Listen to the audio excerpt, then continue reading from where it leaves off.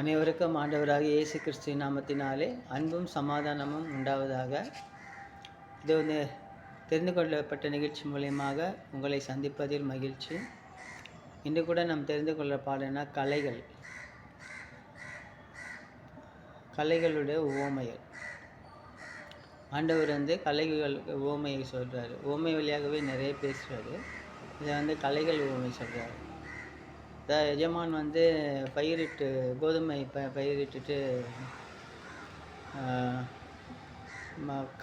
காலையில் பயிரிடுறாங்கன்னு வச்சிங்களேன். அடுத்த நாள் போய் பார்க்கும்போது களைகளும் சேர்ந்து வளர்ந்துக்குது. அப்போ வேலைக்காரங்க சொல்கிறாங்க, எஜமா அந்த மாதிரி நம்ம பயிரிட்டத்துல களைகளும் சேர்ந்து வளருது. அப்போ ஆண்டவர் என்ன சொல்கிறது, அது சாத்தானுடைய வேலை.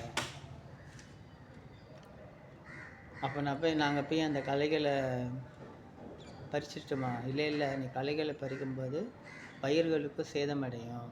அதனால் இப்போ விட்டுடு, அறுவடை வரட்டும், அறுவடைக்கு அப்புறம் களைகளை எடுத்து நெருப்பில் போட்டுடலாம் அப்படின்னு.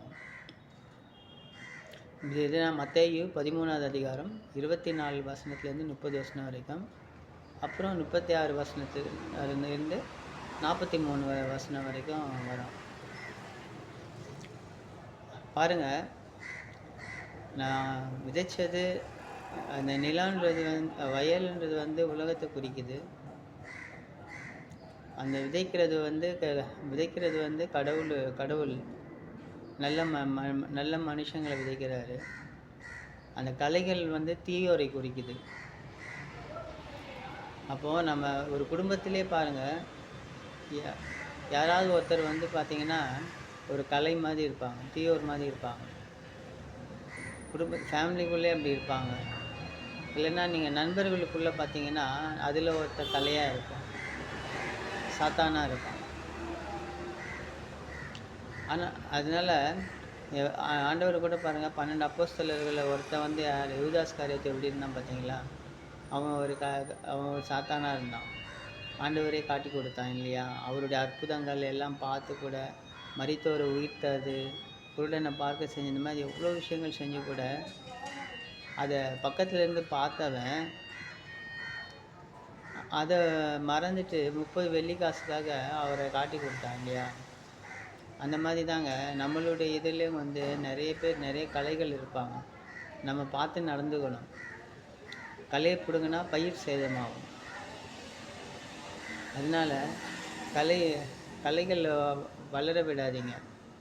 கலைகள் வளர விடாததுன்னு எப்படின்னா, தீயோர் இடத்துல சேராதீங்க. முன்ன பின்ன தெரியாதவங்ககிட்ட பார்த்து பழகுங்க.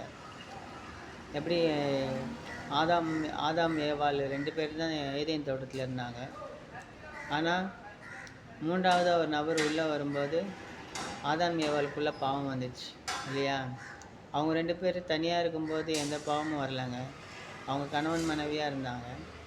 ஆவிக்குரிய ஆளை கொடுத்துருந்தாங்க.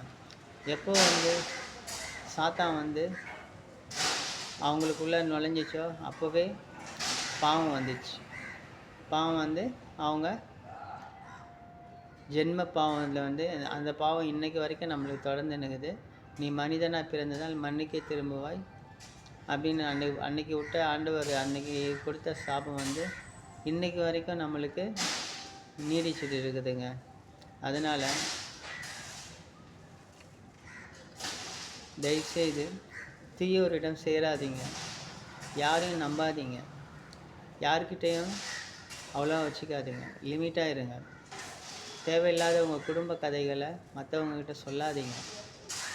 மற்றவங்ககிட்ட சொல்லி அதில் அவங்க தெரிஞ்சு அதனால் அவங்களுக்கு ஏதாவது ஆதாயம் தேவைன்னா உங்களை வச்சு இது பண்ணிக்குவாங்க. அதனால் இந்த மாதிரி கலைகள் குடும்பத்திலே வளரும். தேர்ட் பர்சனை உள்ளே இது பண்ணாதீங்க. குடும்பத்திலே இருக்கிறவங்க இந்த மாதிரி இருக்கிறவங்கக்கிட்ட கொஞ்சம் ஒதுங்கிடுங்க. இதெல்லாம் ஏன்னா பாருங்கள், சாத்தான் அது தெரியாமல் விதைச்சிட்டு போகிறான். அப்படி தான் வருவான். ஏன்னா சாத்தான் எப்படி ஒரு பாம்பு சாத்தானை குடிக்கும். அது எப்படி உள்ளே வந்துச்சு பார்த்தீங்களா? ஏதேன் தோட்டத்துக்குள்ளே ஏவாள்கிட்ட எப்படி பேசிச்சு பார்த்தீங்களா? முதல் சாத்தான் எடுத்த உருவமே அதுதான்.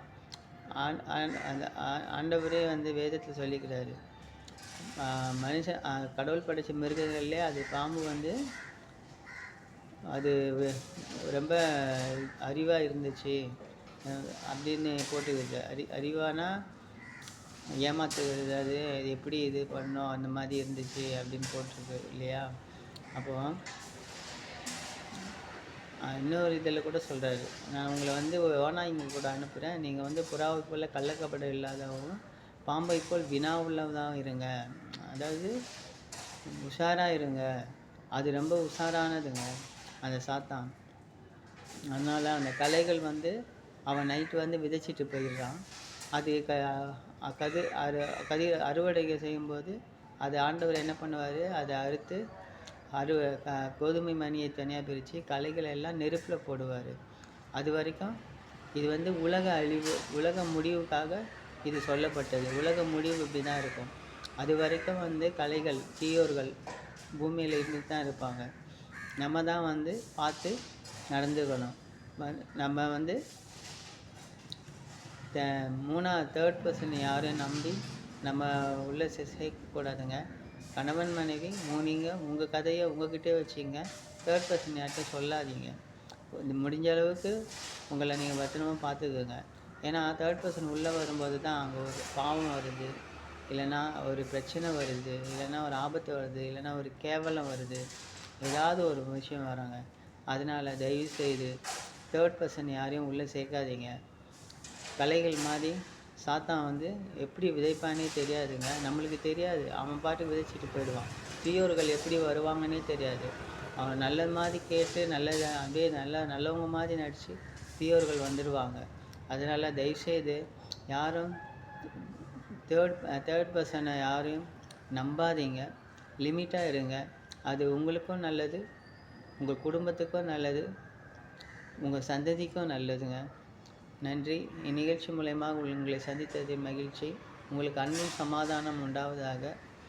இதை பார்த்து கொண்டிருக்கிற நீங்கள் கர்த்தரால் ஆசீர்வதிக்கப்பட்டவர்களாக இருப்பீர்கள்.